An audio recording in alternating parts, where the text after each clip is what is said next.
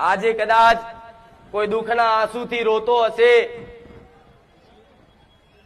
તો એને એવું થતું હોય કે મારા આંસુની કોઈ કિંમત નહીં કરતું, તો આ ભ્રમ કાઢી નાખજો.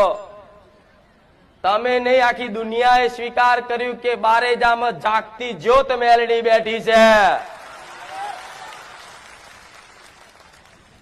તો એક એક આંસુ કદાચ તમારી અમથી ઓંખોય પલળી હશે ને મારા સાનિધ્યમાં, અને કોઈ દુઃખની વાત મેલી હશે ને, તેવા તમારા આંસુ હાચવી હાચવી અને મારી જોડે જીવની જેમ રાખીશ.